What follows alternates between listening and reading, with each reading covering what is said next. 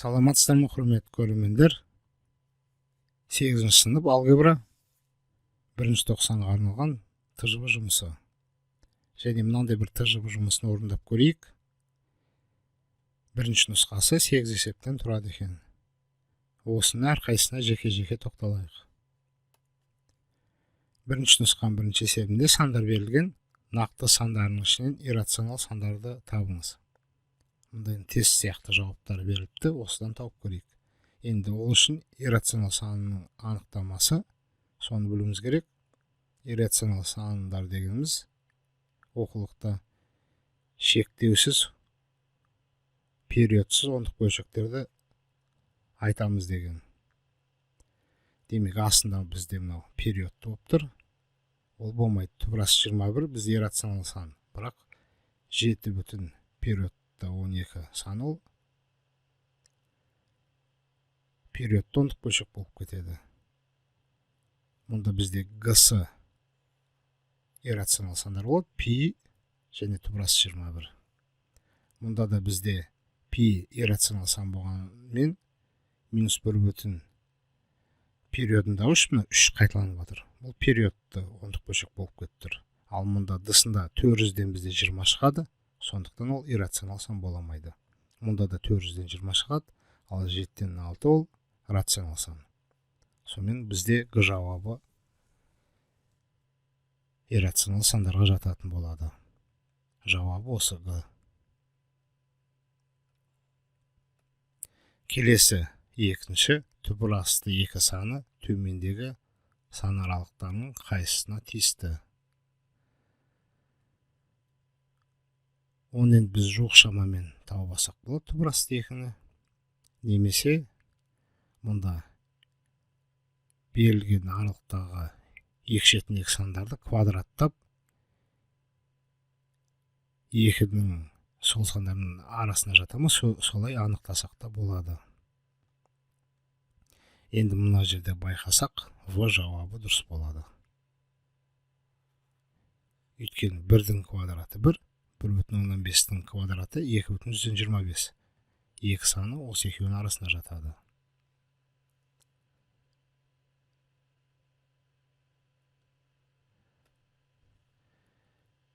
Келесі. Үшінші есеп. Түбірастында 810 көбейту 40. Есептеңіз деген есептей берейік жалғастырып. Және сәл түрлендіріп алайын, 81-ді мен 810 81 көбейту 10 дейік, және 40-ты 4 көбейту 10 дейік. 81-ден бізде 9 шығады түбірасынан, 2 10-нан 1 10 шығарып жіберсек болады, және 4-тен 2 шығады. Енді 2 9 18, 10 10-ға көбейтсек 180. Бұл үшінші есептің жауабы. Төртінші есеп, сандарды салыстырыңыз. Сонымен салыстырмас бұрын біздің алдындағы тұрған сандарды квадраттап түбірдің астына ендірейік. 2 көбейту түбірасты 200 дегеніміз бізде. 2-ні квадраттап кіргіземіз түбірдің астына. Немесе мұнда біз шығарсақ та болатын. 2-ні 2 көбейту 100 деп 100-ді түбірдің алдына. Бірақ ең оңайы түбір астына кіргізіп жіберген дұрыс, алдындағы сандар болса. Енді мынау бізде 2 2 4. 4-ті 200-ге көбейтсек 800 болады. Енді 10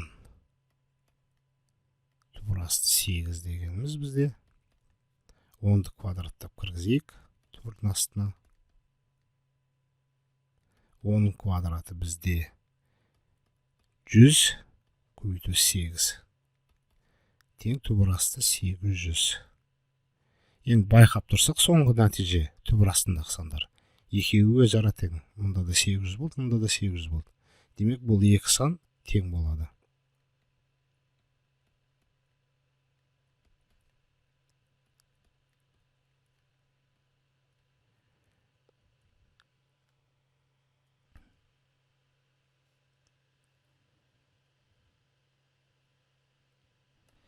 Келесі 5-ші есеп, бөлшек бөлімін иррационалдықтан арылтыңыз. Мен жалғастыра берейін, және мынандай формуланы қолданамыз ол үшін. Бізде 7-ші сыныпта а минус б көбейтілген а плюс б дегеніміз а квадрат минус б квадрат етін. Осы формуланы қолдануымыз керек. Демек, мынаны біз бөлшектің алымында бөлімде бөлшектің негізгі қасиетін пайдаланып. Түбір асты 17 минус түбір асты 6-ның түйіндесіне көбейтеміз демек. Осыны, тура осыны плюс белгісімен алып көбейтуіміз керек. Демек, 33-ті көбейтеміз. Түбір асты 17 плюс түбір асты 6-ға бөлшектің бөлімінде осыған көбейтеміз.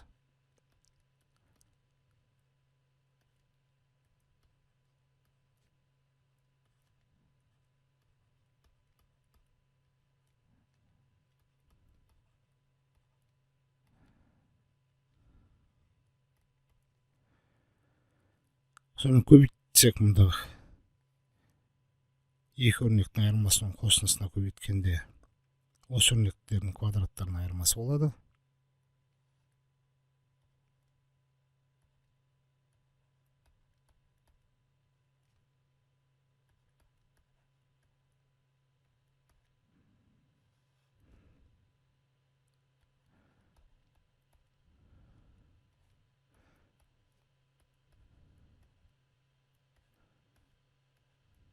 Мұнда квадрат пен түбір жойылады.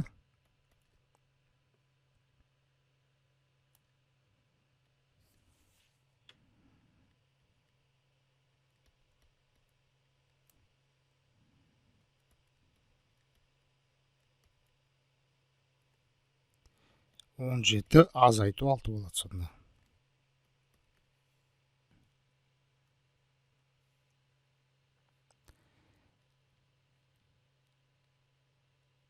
Мұнда 33 екен.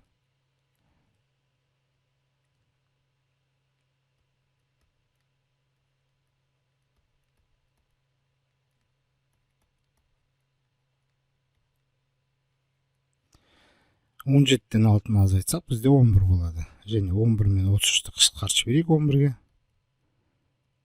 33-ті 11-ге бөлсек 3 қалады, 11-ді 11-ге бөлсек 1 қалады.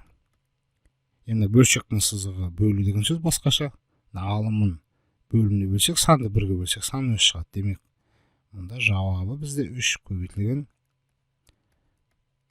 түбір асты 17 қосу түбір асты 6 болады. Осы бізде 5-ші есептің жауабы. 6-ші есеп, өзендегі көпірдің биіктігі түбір астында 18 метр. Осы көпірдің астынан биіктігі су деңгейінен 3,7 метр болатын өзен кемесі өте ала ма? Енді оны анықтау үшін біз 3,7-ні квадраттап түбірдің астына ендірейік.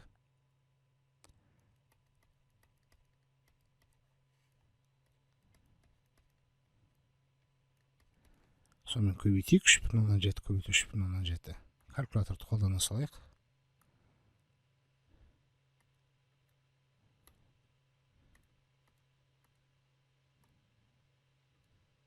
13,169 екен.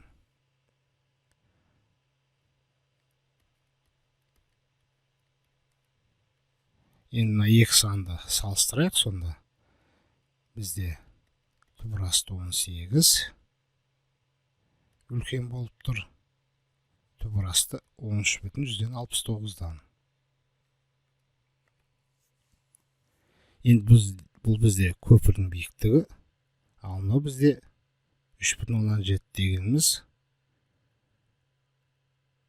кеменің биіктігі етін. Енді көпірдің биіктігі бізде үлкен болып тұр. Демек, кеме бізде осы көпірдің астынан өте алады. Жауабын жазсақ болады. Өтеді дейік.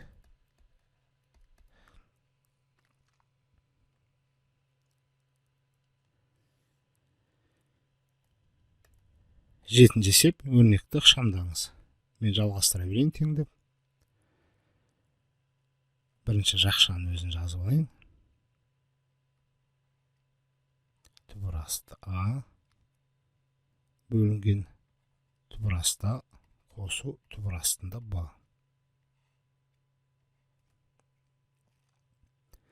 Қосу түбір астында a бөлінген түбір асты a минус түбір астында b. Енді мұнда мен ортақ көбейткіш бөлшектің алдында түбір асты b-ны жақша алдына шығарып жіберейін.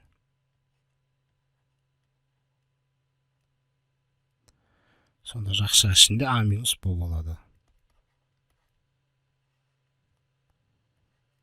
Енді алдыңғы есептегі формуланы қолданайық. Бізде a квадрат минус b квадрат дегеніміз 7-ші сыныптан белгілі a минус b көбейтілген a плюс b. Енді бұны қалай қолданамыз? Біз a-ны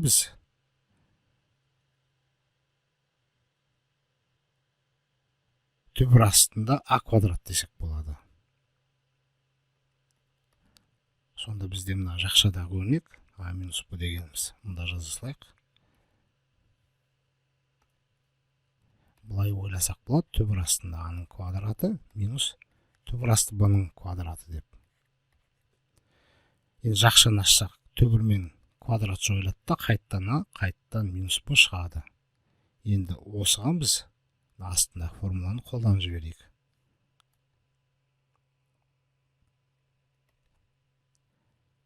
Жақшаның ішін өзін жазайық.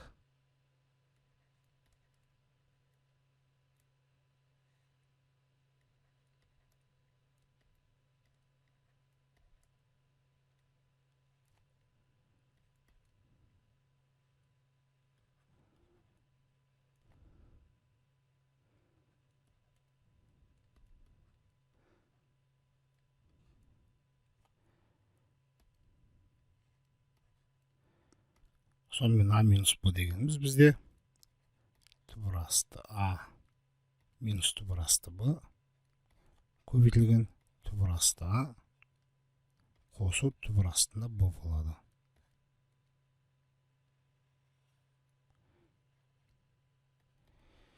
Енді жақшаны ашып,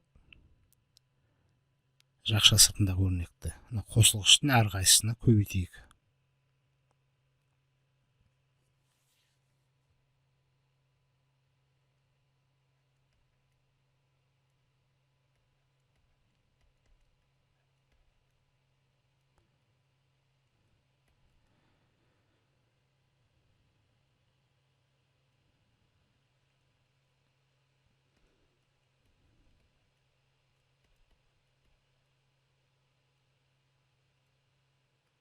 Мына жерде бізде түбір астында еді, түбірді ұмытып кетіппіз.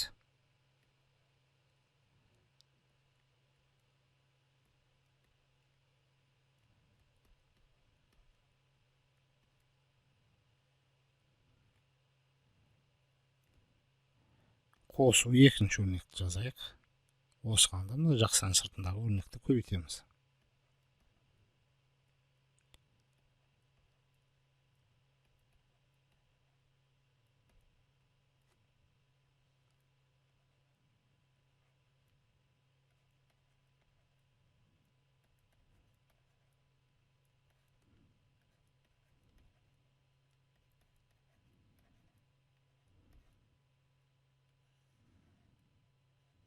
Ең қысқаратындарын қысқартып жіберейік.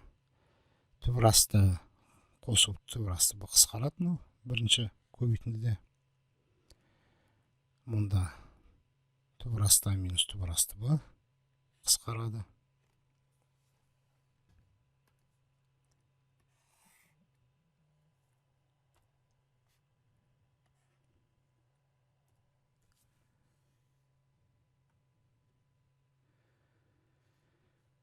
Сонымен қалғандарын көбейтіп жазайық.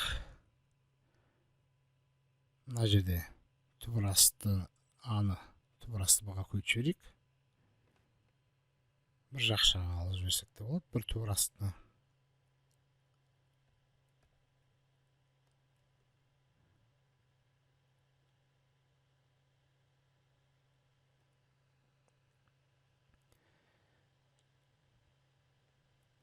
Мұнда бізде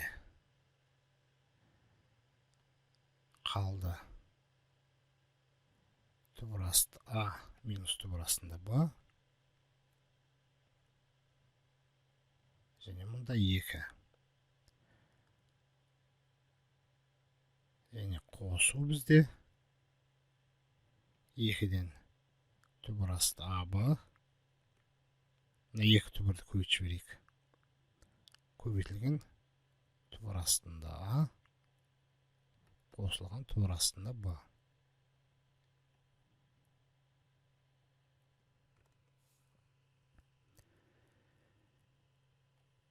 Мұнда да жақшаларды ашып көбейтіп жіберейік. Және бөлімдері бірдей. Және қоса салайық екі бөлшекті.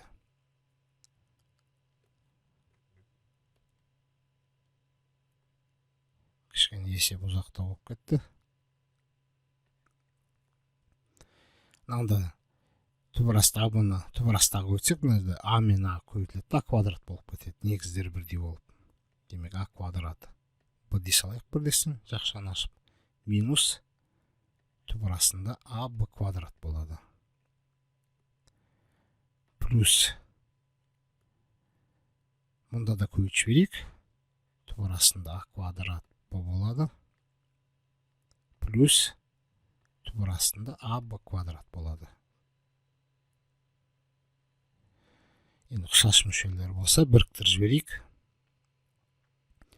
Мына жерде түбір астында AB квадрат, мұнда да AB квадрат. Біреу плюс, біреу минус.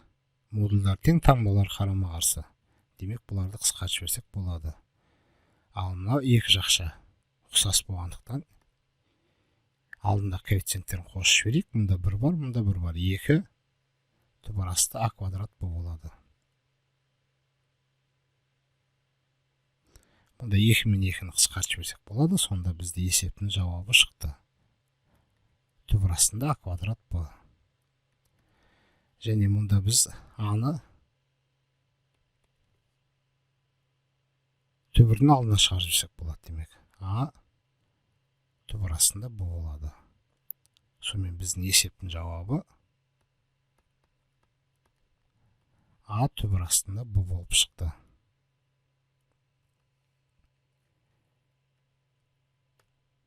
Және 8-ші соңғы есеп. Y-тен түбір астында X функциясы берілген. Және A, B, S нүктелер берілген координаталармен нүктелері функцияға тиісті ме дейді. Осы бірінші сұрағына жауап берейік онда. A нүктесін алайық бірінші.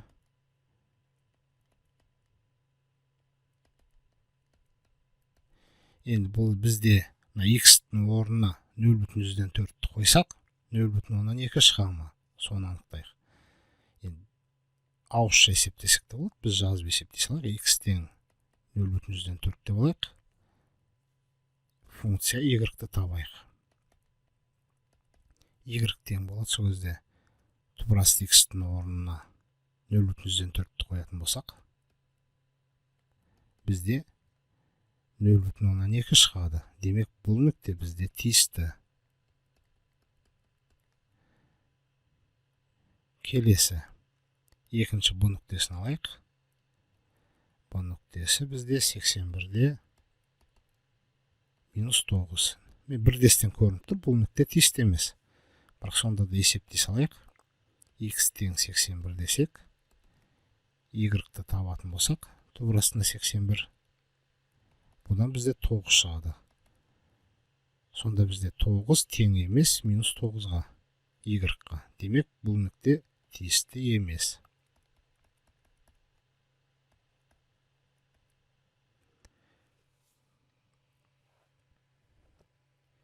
Келесі S нүктесі 54-те 3 түбір асты 6 координаталары.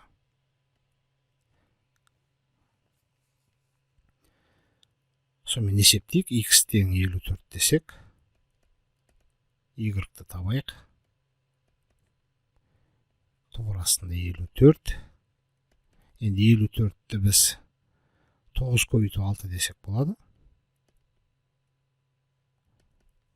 9-дан бізде 3 шығады. 3 түбір астында 6. Сонда бізде Y-ға тең болып тұр. x-тің мәнін апарып функцияға қойғанда. Демек, бұл нүкте бізде тиісті. Сонымен бізде а мен с нүктесі тиісті болды. Берілген функцияға ал б нүктесі тиісті емес болып шықты. Келесі б, егер x тиісті 0-ден 16-ға дейінгі аралыққа болса, 0 мен 16-ны қоса алғандағы берілген функция қандай мәндерге ие болады? Сонымен бізге x-тің орнына апарып 0-ді және 16-ны қойып y-ті табуымыз керек.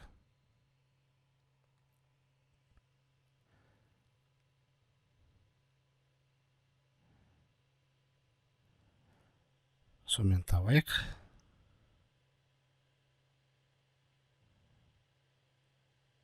Басы сонымен бізде x тиісті 0 мен 16 аралығы, y-ті табуымыз керек.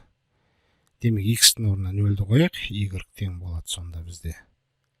Бірінші түбір асты 0 дейік, бұдан 0 шығады. Екінші бізде y тең түбір асты 16. Демек, бұл бізде 4 шығады.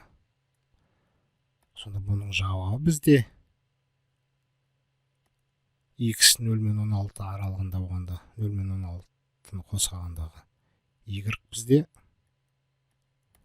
0-ден 4-ке дейінгі аралық болады. 0 мен 4-ті қосағандағы аралық.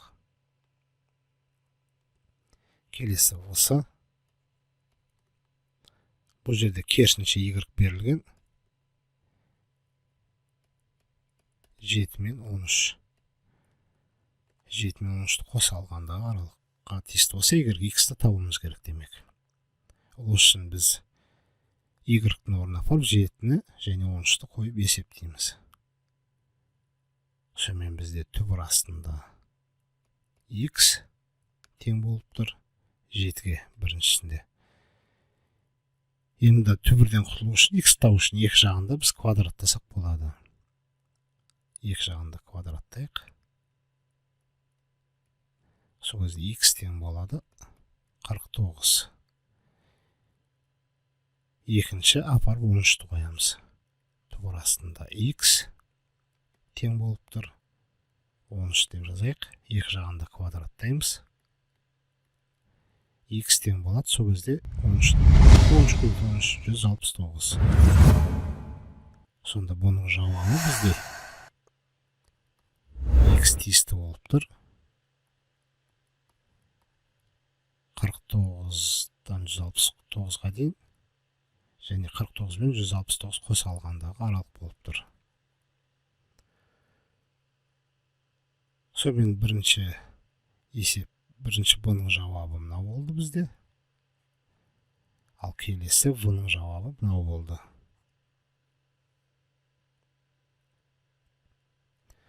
Сонымен берілген 8 есепті шығардық. Және мынандай бір логикалық есептің шешімін тауып көріңіздер. Сіріңке шырпылармен жасалған екі шырпыны жылжыту арқылы теңдікті дұрыстау керек. 4 қосу 3 тең 0. Мында сол жағында 7 болып тұр, оң жағында 0 болып тұр, дұрыс емес болып тұр. Екі шырпыны жылжытып теңдікті дұрыстауға болады. Шешімін тапсаңыздар, комментарийға жазып кетіңіздер.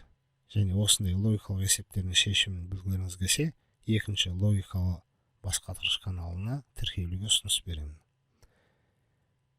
Сонымен лайк басып, каналға тіркелуді ұмытпаңыздар. Достарыңызға таратыңыздар. Тыңдағандарыңызға рахмет. Сау болыңыздар.